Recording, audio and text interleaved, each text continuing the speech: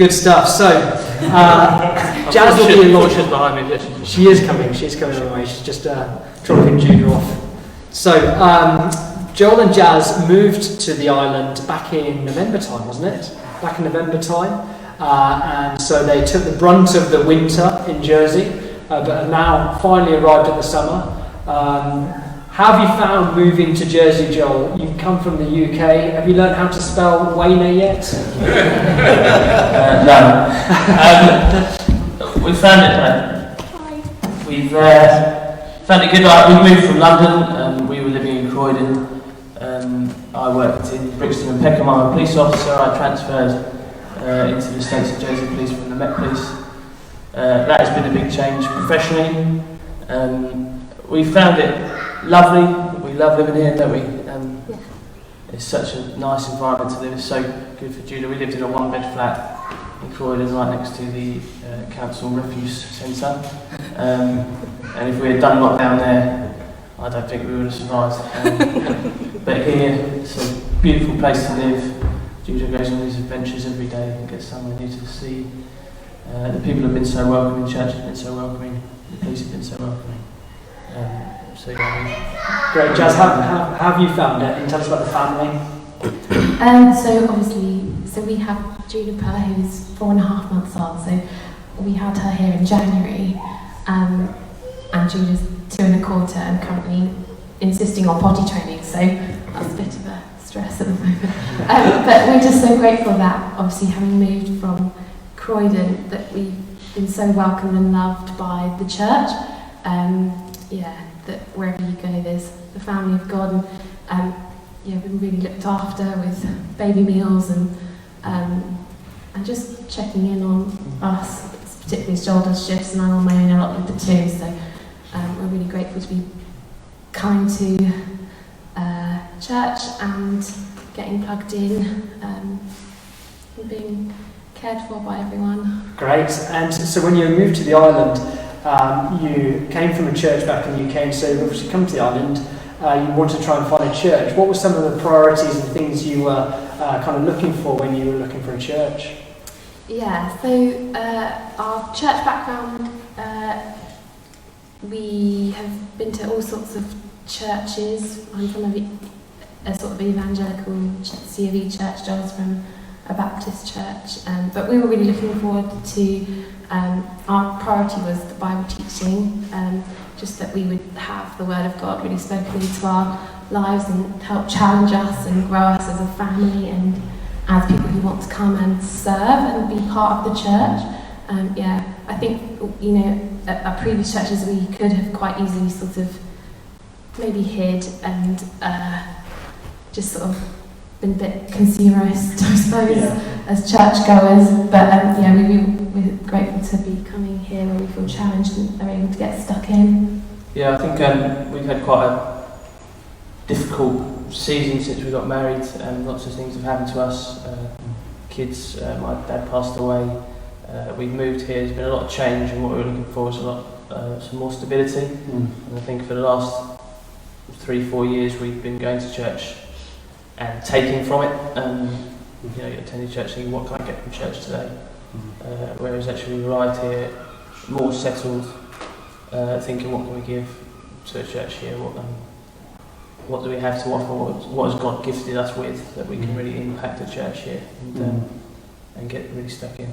Yeah. Great. I mean, it's I think you joined us in February as a church, and some of us got to meet you in that time. But before we knew it, we were in lockdown, and I think you were just coming on to Joel was just coming on to the rota for our leading of worship, and so then lockdown happened, and so we saw you on the screen.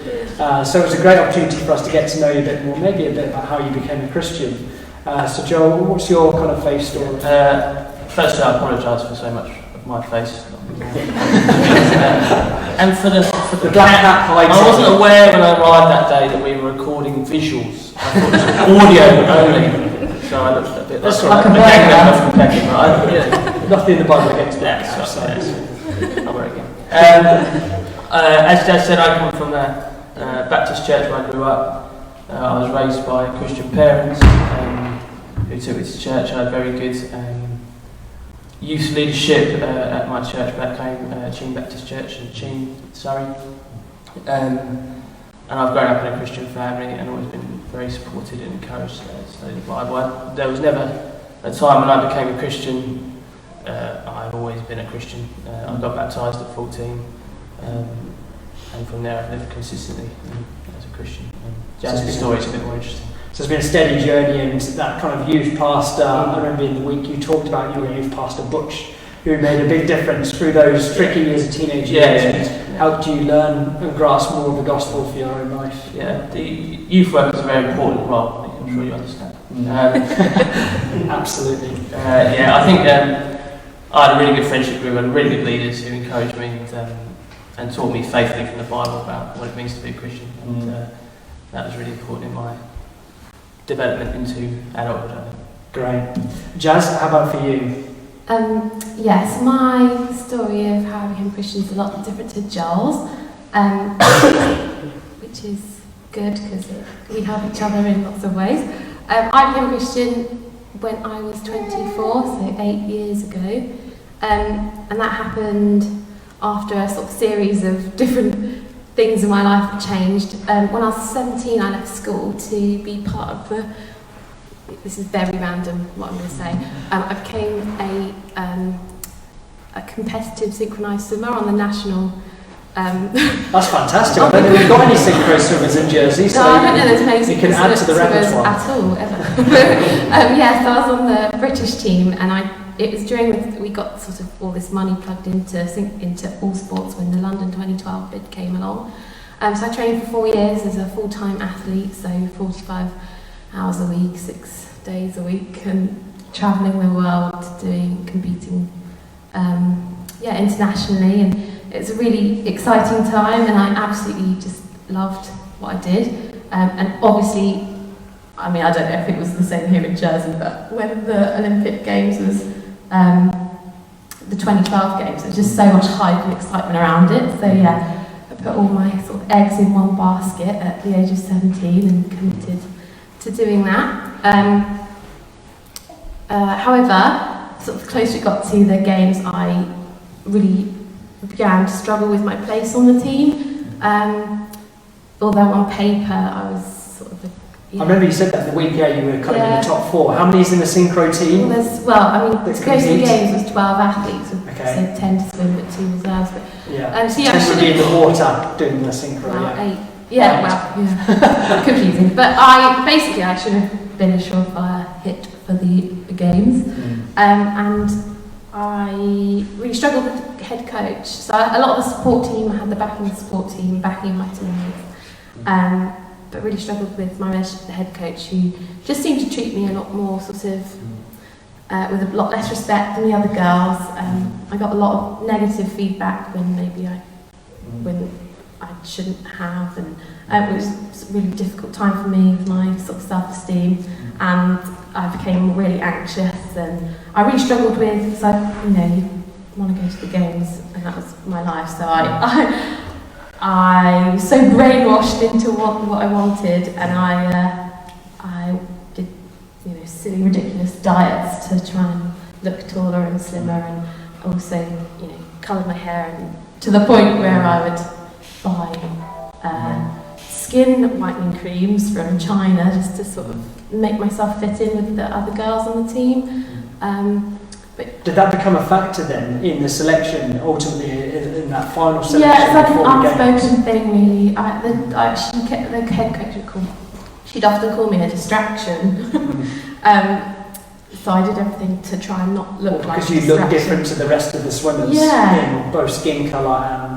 Yeah, and shape, just didn't quite fit the mould, which you wouldn't think would be a problem in multicultural Great Britain, but it became a thing. So I'd made all those sacrifices to go to the Games at 17, and I got dropped from the squad about 2011, which was difficult because a lot of my sort of age group were leaving uni and starting careers, whereas I had no qualifications, had given up going to uni, and didn't have much for me. So, and that was obviously a massive disappointment, wasn't it, to miss out on the Olympic team, being kind of a dead cert through the 3 or 4 years, and it's 3 or 4 years of training, isn't it, for that one tournament. And so you then got involved with Britain's Got Talent, is that right? Yeah, so after that, not having... Anyone seen Jazz on Britain's Got Talent? Probably not. A few years ago, but there we go. Yeah, tell us that story. That's a remarkable story, isn't it? Yeah, so I worked for an events company, not knowing what to do with my life, feeling a bit lost. I worked for an events company doing synchronised swimming, or like again travelling and doing stupid events, like and you know, just travelling. Like, it was really exciting, but I always felt quite sad during that time, despite having all these like lovely weekends away, and then coming home and feeling quite disappointed and upset and sad. We did Britain's Got Talent, which was and got to the final. Is that right? Got to the final, and so. And you were told at the beginning that you were going to get to the final. Is that right? Yeah. It's a scam, isn't it? I believe yes. It's all a scam. Don't waste your money voting on Britain's Got Talent. Jazz also got beaten by a dog who jumped through. Yeah, which was part of, I think, the humbling process that began in my life when I was beaten by a dog on a talent show on national primetime TV. And I also then was desperate for work, so I became a nursing assistant in a urology department at the hospital, which was a job I really didn't want to do, but just needed the money. So I've gone from again doing all this like international competitive stuff and performing, and then was dipping urine in the doing urine tests all day. So slight fall from Olympic sport. Yeah, to me at the time felt really depressing, but so that was part of a journey which was in your life that wasn't going too well, obviously. Just a real loss of identity and purpose. And this was around Christmas 2012, isn't it? Yeah, so after watching all my friends at the games and just feeling a bit rubbish about myself, I think. But there was a turning point, wasn't there, in January? Yeah. What happened on that occasion? So amazingly, my twin brother went to university whilst I was doing all this swimming stuff. And he was part of his CU and was sort of growing in his faith. And my mum didn't know what to do with me because I'd stopped going out, I'd stopped eating, I'd stopped doing anything. Like, I was just quite depressed. So my brother came and picked me up one day and took me to church, to our local church. And just for the first time in my life, I just realised everything that, that Jesus has done for me, and given what me about his healing and his love, his grace, my need for his forgiveness, living a life that wasn't for him, and just understanding what my life is now, knowing him, giving me purpose, identity, growing in my self-esteem and self-worth, and just a massive turnaround in my life. Amazing. Just to give you a little breather, Joel, what difference has being a Christian made, kind of being in the police and stuff like that? So what kind of impact does it have on the way you act around the guys and stuff like that? Obviously, being a police officer is a very challenging career. It's very different being in Jersey to being in London, I should make that clear. And a lot of my experiences have come from a combination of both. I'd say really that obviously as Christians we're called to reflect Jesus who lives in us. That is easier said than done when you are in dark places with dark people. And I've personally struggled with that, particularly in London. It gets very, very monotonous and very, very, treads you down, over and over again, meeting the same people who you engage with for 6-8 hours one day, and you think you really made a breakthrough, and then the next day they're doing the same thing again, and you think, what is going on? And you're reminded of God's grace for you, and you feel like you're wasting your effort, and you are in this dark place with these dark people. But Jesus calls us to be salt and light, as we learned this last couple of weeks, and what an opportunity to be light in the darkness as a police officer, as a Christian. How does that affect me with my colleagues? I try to be positive as much as I can. I try to show compassion, show empathy. It's very easy for just the attitudes that slip in the police officers get very grumpy, they start to moan, they say nasty things about the people they have to deal with all the time. And really to be a light in that place and salt in that place is to be countercultural in terms of how you speak about the suspects, how you speak about people who come to police notice. These are people too, they've had issues and they've had to deal with them, and you are there to care for them. Jesus, if he was a police officer, would be fantastic, wouldn't he? Well, I thought so. Basically, be good at everything he did. You know, we're called to be empathetic and compassionate, and that is a real challenge. So I'm trying to. Great. Thank you so much, guys. And Jaz and Joel, thanks so much for sharing your stories, and it's been great to interview. Let's give these guys a round of applause.